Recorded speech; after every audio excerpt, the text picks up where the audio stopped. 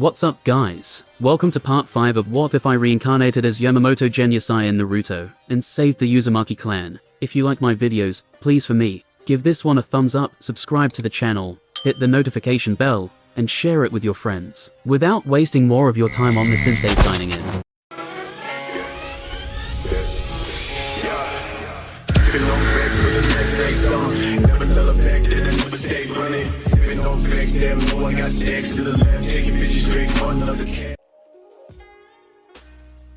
Mito was in a dire situation as she tried to move from her spot. However, the heat emanating from the pillars of flame was overwhelming, causing her to feel unbearable. The fire's intensity was consuming her chakra at an alarming rate, leaving her with limited options. In a last-ditch effort, she mustered her strength and channeled her power to unleash the multiple tail beast bomb once again. The powerful attack was aimed at the fiery columns, but to her dismay, as the bomb drew closer, the pillars vanished into thin air. It was as if the flames had disintegrated them into nothingness, leaving Mito in utter disbelief. Determined not to give up, Mito summoned her adamantine chains, which were covered with all 9 tails of the 9 tails. She controlled the tails with great precision, and attacked the fire pillars with all her might, hoping to defeat them. However, her efforts proved to be ineffective against the intense flames. The adamantine chains could not penetrate the pillars, leaving Mito feeling helpless and uncertain about what to do next. Mito was struggling to withstand the heat and flames, while Kagitsuchi stood seemingly unfazed amidst the inferno. The scene appeared almost surreal, as though it was all an illusion. However, it was far from that. The reality was that Kagitsuchi was indeed standing amidst the flames, but they posed no threat to him. After all, he possessed Ryujin Jaka, a powerful weapon that made the fire seemed like nothing more than a mere nuisance. As Kagitsuchi clutched his formidable Ryujin Jaka with a steady hand, he disappeared from his previous spot in a split second. Then, he materialized behind the 9-tailed beast with a grace that belied his immense power. The suddenness of his movement was almost startling,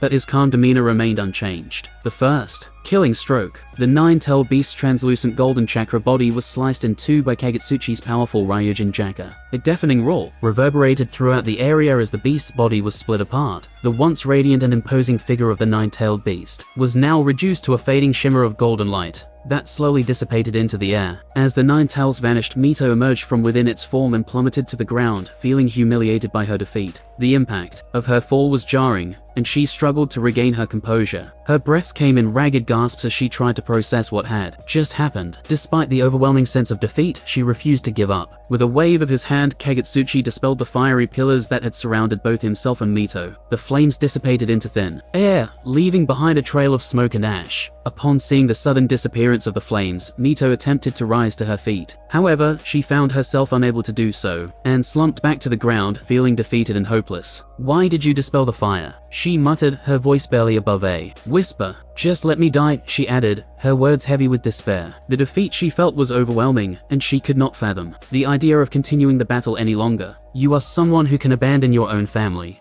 but I am not like you," Kagitsuchi spoke as he approached Mito, standing directly in front of her. "I cannot bring myself to kill my own niece with my own hands," he continued, his voice firm and resolute. "All I wanted was to punish you and the village of Konoha for their betrayal. Nothing more," he added, his gaze steady and unwavering. Despite the animosity between them, Kagitsuchi's words conveyed a sense of compassion and understanding that Mito had not expected. She remained silent, unsure of how to respond to his unexpected show of mercy. Kagitsuchi sheathed his Ryujin Jaka, and as he did, the sword transformed into a simple-looking crutch. He then adjusted his clothing, donning a black kozo that covered his upper body, and a white haori that billowed in the wind as it reappeared over his shoulder. The transformation of his weapon, coupled with his change in appearance, created an atmosphere of calm and tranquility. Mito was utterly shocked by what she had just witnessed. Kagitsuchi appeared completely unscathed, as if he had not been in a fierce battle moments ago. His clothing was immaculate, without a single tear or blemish, and there was no sign of injury or fatigue on his face. Mito couldn't help but feel a sense of disbelief and amazement at his resilience. She had been fighting tooth and nail to survive, but here was Kagitsuchi, seemingly unharmed. It was a testament to his strength and power,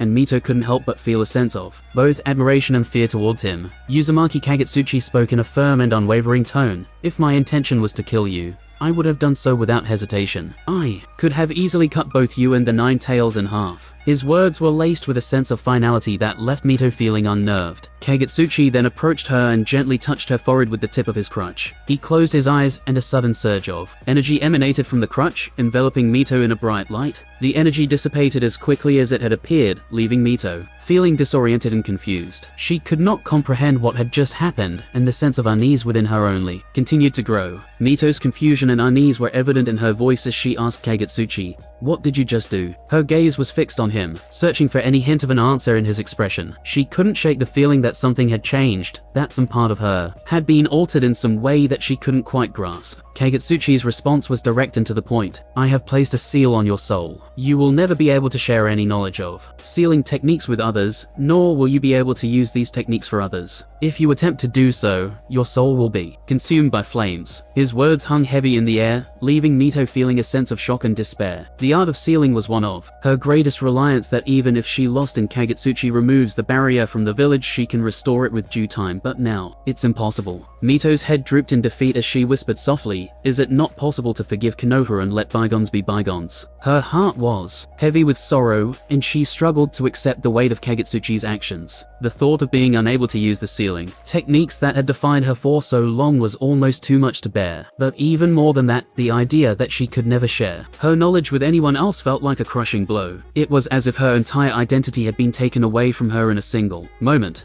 Kagitsuchi's response was firm and unyielding. "The Uzumaki clan will never forgive Konoha," he said with conviction. "You should be grateful that I spared them for the sake of our past alliance. Only their infrastructure was destroyed, and even that can be repaired with the financial resources of the Fire Country." His words were harsh, but there was no denying the truth in them. The pain and betrayal of the past ran deep, and it was not something that could be easily forgotten or forgiven. Mito let out a heavy sigh, accepting the reality that her uncle's feelings towards Konoha and towards her were unlikely to change. Despite her efforts to make amends, she knew that the wounds of the past were too deep for a simple apology to heal. Still, she took comfort in knowing that she had done everything she could to try and bridge the divide between the Uzumaki clan and their former allies. Kagitsuchi explained to Mito that her unique Kagura Heart-Eye mutation, combined with the power of the Nine Tails, made it impossible for her not to sense the intense hostility directed towards her and the Senju clan. He warned her about the dangerous nature of those who can hide their true emotions, like the Hokage Danzo, and expressed concern for her well-being. As a member of the Uzumaki clan, Kagitsuchi urged Mito not to give up on her life and not to tarnish the Uzumaki bloodline. He noticed that she had a desire to die, which troubled him deeply. Mito has since recovered and is now standing upright. Upon hearing Kagitsuchi's words, she bowed her head. Despite Hiruzen's ability to conceal his hostility, Mito could sense it, especially after experiencing the animosity from Tobirama's students. If not for the Nine Tails contaminating her Kagura Heart-Eye, she may not have detected Hiruzen's malice. However, having the Nine Tails within her for many years caused her Kagura Heart-Eye to mutate, allowing her to perceive the ill will emanating from Hiruzen. Mito acknowledged Kagitsuchi's statement with a nod. Mito's voice was tinged with a hint of sadness as she continued, "It is disheartening to see such animosity towards the Senju clan, especially after all we have done for the village. Hashirama founded the village, and Tobirama was instrumental in creating its infrastructure and administration. Yet, we are treated with suspicion and disdain." She paused for a moment before adding, "However, as much as it pains me to do so, I understand the importance of stability within the village. Any disruption could cause chaos and potentially harm innocent lives. Thus, I choose to bear this burden in silence and continue to work towards a better future for all." Mito's words were filled with a sense of duty and sacrifice, as she put the needs of the village above her own personal grievances. It was a testament to her strength and character, and it was clear that her devotion to Konoha ran deep. Mito's thoughts were interrupted as Kagitsuchi shook his head, clearly disagreeing with her stance. "I understand your concerns, but I cannot help but see this as cowardice on your part. Avoiding confrontation will only allow the hostility towards the Senju clan to continue unchecked," he stated firmly. As he looked at Mito, Kagitsuchi's expression softened. "As your uncle, I wish you nothing but happiness, but as the head of the Uzumaki family, I must also consider the interests of our people. Therefore, I must inform you that from this point on, you are not permitted to enter Uzumaki country," he said with a tinge of regret. Mito's heart sank at the news. She had always felt a deep connection to her ancestral homeland, and the thought of being forbidden from returning was difficult to bear. However, she knew that Kagitsuchi's decision was not made lightly, and that it was meant to protect both her and their people. "I understand, uncle. I will abide by your decision," Mito said, trying to mask the pain in her voice. She knew that her path was now forever altered, and she could only hope that someday the rift between their families would be healed. Mito didn't say further, just bowed towards him. With a nod towards Mito, Kagitsuchi turned and swiftly departed the area, utilizing his Shunpo to move with incredible speed. Within mere seconds, he materialized in front of Sarutobi Hiruzen and other high-ranking officials in Konoha. The sudden appearance of Kagitsuchi left everyone present stunned, and they immediately prepared themselves for any potential battle that might ensue. All eyes were fixed on the elderly man standing before them, and a hush fell over the group as they took in the awe-inspiring display of power he had exhibited only moments before. The towering pillars of fire that had erupted into the sky were a testament to his immense strength, and the heat emanating from the inferno was nearly unbearable even from the distance they stood. The sheer force of his energy was palpable, and they knew that he was not to be trifled with. As they watched him with wary eyes, the tension in the air was almost tangible. They were unsure of what his intentions were, but they knew that they could not let their guard down. The presence of such a powerful and mysterious figure was enough to put anyone on edge. Sarutobi Hiruzen, ever mindful of his position as Hokage, managed to keep his composure, despite the sudden appearance of the enigmatic Kagitsuchi. With a measured tone, he spoke up and asked, "May I inquire as to the whereabouts of Mito-sama?" Although his mind was racing with questions and suspicions, he knew that it was important to remain calm and collected in the face of such a powerful figure. As the leader of Konoha, he could ill afford to show any signs of weakness or panic. The other high-ranking officials present also maintained a stoic facade, though they too were curious about the intentions of this mysterious visitor. All eyes were fixed on Kagitsuchi, waiting for his response. "Rest assured, your Mito-sama is perfectly safe," reassured Uzumaki Kagitsuchi, his calm voice carrying across the group. Upon hearing this, Sarutobi Hiruzen breathed a sigh of relief, feeling the tension in his body release. "That's wonderful news," he replied, with a hint of gratitude in his voice. Homura Mitakado and Kaharu Yutane echoed his sentiment, expressing their relief that Mito-sama had come through unscathed. As they spoke, the atmosphere in the group began to relax, the weight of their fears lifting, as they realized that their beloved leader was out of harm's way. Kagitsuchi's voice dripped with disgust and anger, causing everyone present to tense up. "How dare you even think that I would believe your lies?" He spat, his eyes blazing with fury. As he spoke, Tsunade, Jiraiya, and Orochimaru arrived on the scene, their eyes widening in surprise at the sight of Kagitsuchi's power. Tsunade was especially taken aback by Kagitsuchi's abilities. Though she was known for her recklessness, she was not foolish enough to believe that she could deceive such a powerful figure. Looking around at the faces of those present, she could see the panic and fear etched on their features. The only one who seemed calm in the face of Kagitsuchi's rage was Sarutobi Hiruzen, his expression as inscrutable as ever. Uzumaki Kagitsuchi spoke with a commanding tone, his words broking no argument. "I am not here to waste time. Bring me the sealed book of Konoha, and if any of you dares to claim that it was destroyed during a battle, I will not hesitate to destroy this village completely." His eyes blazed with a fierce intensity, and everyone present could feel the weight of his power bearing down upon them. None dared to speak out of turn, and a heavy silence settled over the group as they considered their next move. Sarutobi Hiruzen simply nodded and gestured to the Anbu beside him. The Anbu nodded in response and handed over a scroll to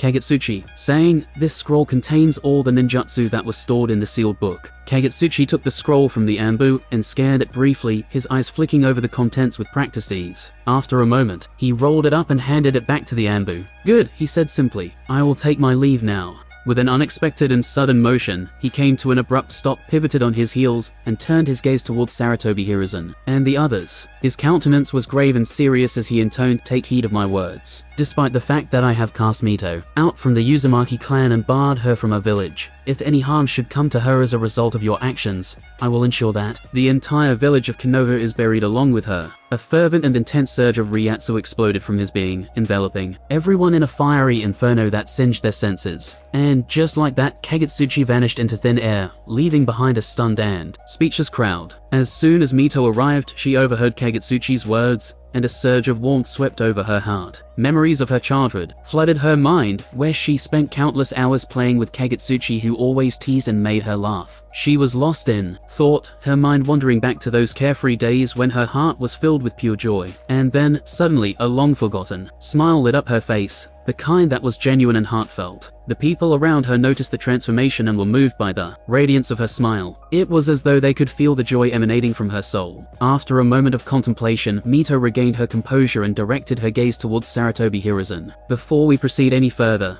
there are two things I need to inform you about." began Uzumaki Mito, addressing Sarutobi Hiruzen. Firstly, my uncle placed a seal on me which limits my ability to use sealing techniques on others. I can only use them on myself, specifically to control the power of the nine tails within me. Secondly, due to this seal, I am unable to assist you with repairing the barrier that my uncle broke. Sarutobi Hiruzen was taken aback by this revelation and turned to Mito, asking incredulously, even you, Mito-sama, are unable to break this seal. Mito responded patiently, if the seal was placed on my body through a sealing technique, I might have been able to try and remove it. However, my uncle placed the seal on my soul, and I am unable to even consider removing it. I can simply feel the presence of the seal within my soul and nothing more. Upon hearing Mito's explanation, Sarutobi Hiruzen lapsed into deep thought. He realized that Mito was not lying, for as a cage level powerhouse himself, he understood that the power employed by Uzumaki Kagitsuchi was intricately tied to the soul, even though he could not discern the specifics. After hearing to Mito's words, Sarutobi Hiruzen can just nod helplessly. Mito adopted a warning tone as she continued, and there is one more thing I need to say. Until now, I have chosen to overlook the hostility that you and your companions have directed towards me and my Senju family. However, from this day onwards, I caution you to be aware that if even a single member of the Senju family is harmed and I detect even a hint of your involvement,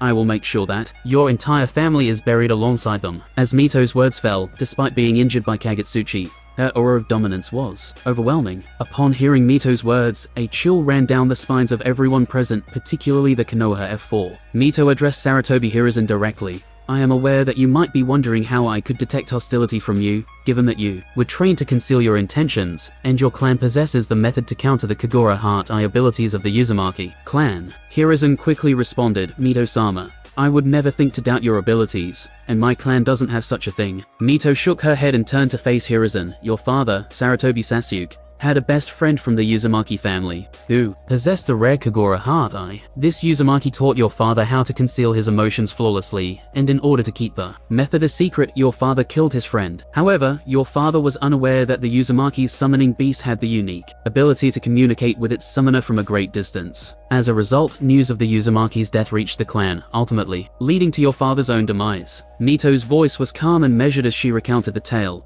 her gaze fixed on Hiruzen. The weight of her words hung heavily in the air, and the Konoha elders shifted uncomfortably, their faces tense with unease. It was clear that Mito's knowledge of their clan's past was far-reaching, and her power was not to be underestimated. Hiruzen, in particular, felt a chill run down his spine at the mention of his father's actions and their repercussions. He knew he had made a grave mistake underestimating Mito and her clan. Mito turned her attention to Tsunade and issued her command. Go and gather all the members of the Senju family and instruct them to construct a temporary dwelling for us to live in. Her tone was firm, yet there was a hint of kindness in her voice. Tsunade nodded, a sense of relief washing over her. It was clear that Mito's actions were driven by a sense of duty towards her clan, but she was also compassionate towards those who were loyal to her family. Tsunade was about to speak, but Mito raised her hand, cutting her off. I understand you must have many questions, but let's save them for another time. Right now, I'm exhausted, she said. Tsunade showed her wisdom by refraining from asking any further questions and gently guided Mito away from the place. Danzo approached Sarutobi,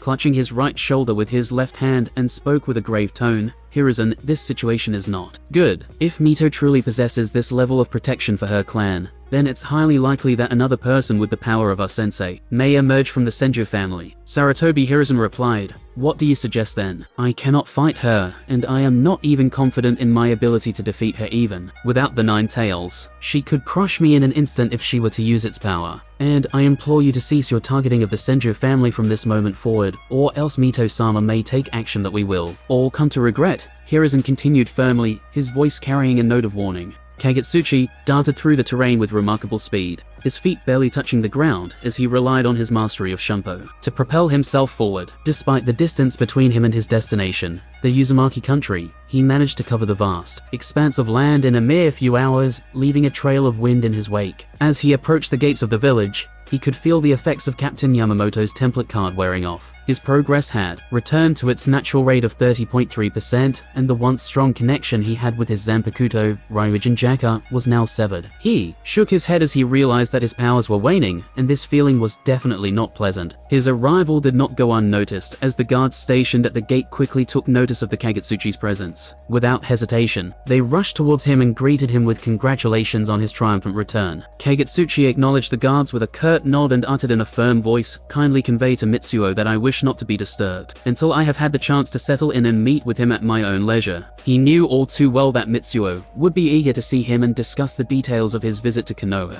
However, Kagitsuchi was in no mood to entertain any visitors. Not when he could sense the weakness in his powers. After delivering his message to the guards, Kagitsuchi swiftly made his way towards his residence, relying on his mastery of Shumpo to traverse the distance in a matter of seconds. As he entered his house, he made a beeline for the nearest chair and slumped into it, feeling the exhaustion from his journey weighing heavily on his body. Although the effects of Captain Yamamoto's template card had worn off, Kagitsuchi could still feel the lingering power of the 60% increase coursing through his body. He knew that if he could digest and internalize that power, it would propel his progress much further than his current rate of 30.3%. Thus, he delved deep into his meditation, focusing all his attention on the connection with Ryujinjaka and attempting to recapture the feeling of power he had experienced before. He allowed his mind to become fully immersed in the process, shutting out all external distractions and devoting all his energies to the task at hand. As he continued to meditate, he could feel the Ryatsu within him pulsing and surging, gradually growing in intensity. He knew that this was a sign that his efforts were paying off, and that he was making progress towards regaining his strength. With renewed determination, he continued to meditate, his mind focused on nothing but the flow of his Ryatsu and the power of his Zanpakuto. News of Kagitsuchi's return quickly spread throughout the Uzumaki clan,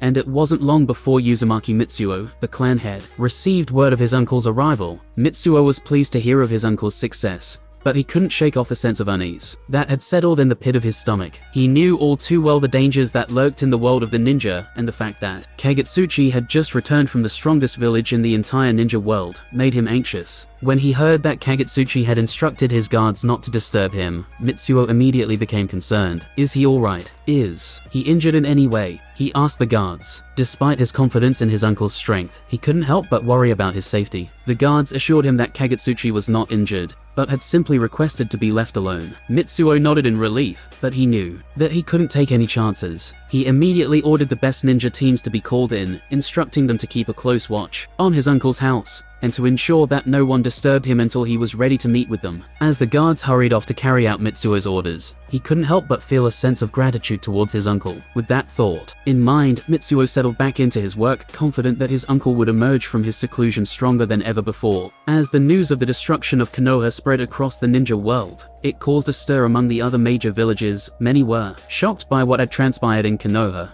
The Mizukage of the village hidden in the mist immediately dispatched a team of skilled shinobi to gather information about the situation. In Konoha, the Kazakage of the village hidden in the sand sent a message of condolence to the Hokage and pledged his support in any way possible. The Tsuchikage of the village hidden in the rock was also deeply troubled by the news, but he decided to take a more cautious approach. He ordered his ninjas to be on high alert and to gather intelligence about the other villages in case they were planning to take advantage of the situation in Konoha. The third Reikage stood up with a gleam of excitement in his eyes and declared, with the sensory barrier of Konoha broken and the village in ruins, now is the time for us to strike and seize the opportunity to attack. Mibuki let out a deep sigh as she observed the eagerness on the face of the third Reikage. She then spoke up, "I understand your enthusiasm, but have you considered how formidable Mito truly is? It's not that she's weak, but Kagitsuchi is exceptionally powerful. Let me ask you this. Based on the power displayed by Mito, how confident are you in defeating her?" Upon hearing Mibuki's words, the Reikage let out a sigh and slumped back into his chair, admitting,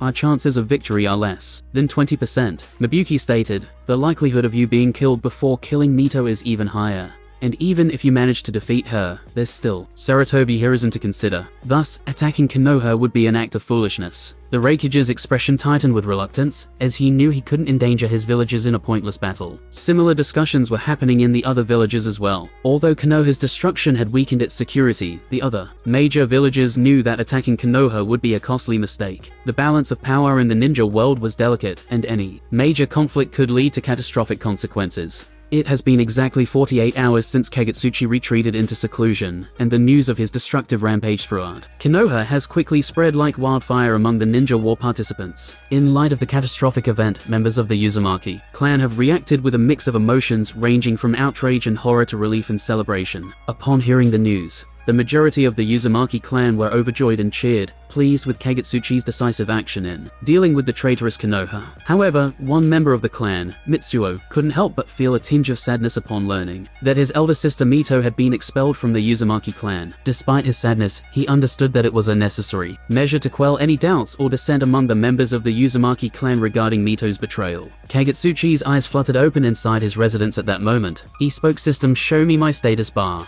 Ding. Generating panel. Name: Uzumaki Kagitsuchi. Template: Yamamoto GENRYKSAI 38.4%. Strength: Cage level invincible. Props: Ryujin Jaka. Ability: Fire Control. Upon witnessing the steady advancement of the Yamamoto Genryusai template, Kagitsuchi himself remained unsurprised, as he had anticipated its progression beforehand. Without delay, the first action he took after witnessing the template's progress was to indulge in a refreshing bath. Having laid waste to the Konoha village, he had been deprived of the opportunity to luxuriate in a comfortable bath, thus making it an even more appealing prospect now. The diligent ninja who had been entrusted with the task of guarding the perimeter of Kagitsuchi's hideout remained exceedingly vigilant, sparing no effort to ensure that nobody would disrupt Kagitsuchi's solitude. However, his concentration was suddenly interrupted by a voice that boomed from within the inner sanctum. "Go and summon Mitsuo. I want to meet him." The guard was initially taken aback by the unexpected request, but his surprise soon gave way to delight when he realized that it was none other than Kagitsuchi himself who had spoken to him. This could only mean that Kagitsuchi had emerged from his prolonged seclusion. The guard wasted no time in assenting to the command, replying with great urgency, "Certainly. I shall inform the clan head of your request without delay." With that, he sprang into action, sprinting towards the imposing Uzumaki cage building, where the clan elders and the clan head were likely to be in attendance. Half an hour later, Mitsuo arrived at Kagitsuchi's house, but he wasn't alone. Kushina followed him like a loyal companion. Kagitsuchi had already taken a refreshing bath and was seated in his peaceful courtyard with his eyes closed. "Uncle, I brought you some food. You must be hungry," said Mitsuo, presenting the delicious meal he had brought. Kushina eagerly held up a small box and chimed in, "Grandpa, I also brought you some food." Kagitsuchi beamed at the sight of his grandchild and said, "Really? Then let me have what you brought first." Overjoyed, Kushina looked at Mitsuo with a victorious expression, as if to say, "See, Grandpa ate my food first." Witnessing Kushina's expression, Mitsuo and Kagitsuchi chuckled heartily. After the meal, the three of them sat down together, enjoying each other's company. It was at this point that Kushina spoke up, saying, "Grandpa, I also want to become as powerful as you." Having heard of Kagitsuchi's legendary feats, Kushina too desired to attain such incredible power. "Is that so? Well then, I will personally train you. But be warned, I am a very strict teacher.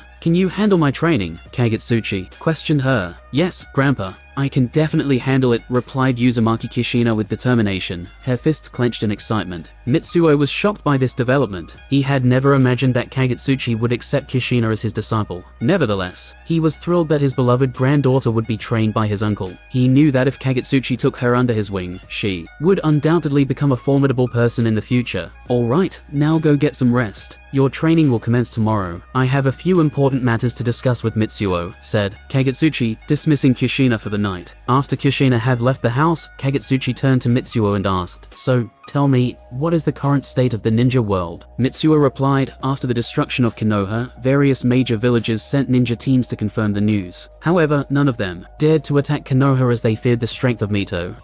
That was to be expected," nodded Kagitsuchi. "From today onwards, start producing explosive tags in large quantities and sell them to small villages, especially those with grand ambitions like a megaka," Kagitsuchi ordered. Mitsuo was taken aback by Kagitsuchi's command. He knew that major villages controlled most of the resources, and if small ambitious villages like a megaka had access to powerful weapons like explosive tags, the ninja world would immediately become more chaotic, especially in the Fire Country. "As you wish, Uncle. I will start working on this matter immediately," Mitsuo replied. Kagitsuchi then added, "This is just to make the ninja world more chaotic. However, the main mission that I have for you and all the elders of the Uzumaki clan is to create 9 powerful sealing tools, capable of sealing the tailed beasts for an extended period of time." Mitsuo was shocked by this revelation. "Uncle, are you planning to capture all the tailed beasts?" he asked incredulously. Kagitsuchi replied with a determined expression, "Yes. After all, The Uzumaki clan's sealing techniques are the best. Therefore, it is only fitting that the tailed beast should be sealed within members of the Uzumaki clan. It is also your task to select 8 individuals who are capable of having a tailed beast sealed within them.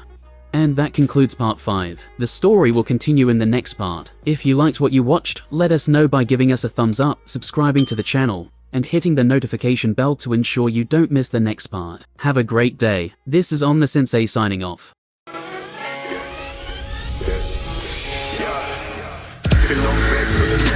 Never tell a fact that I never stay running. Sipping on facts, damn, no one got stacks to the left. Taking bitches straight for another cat.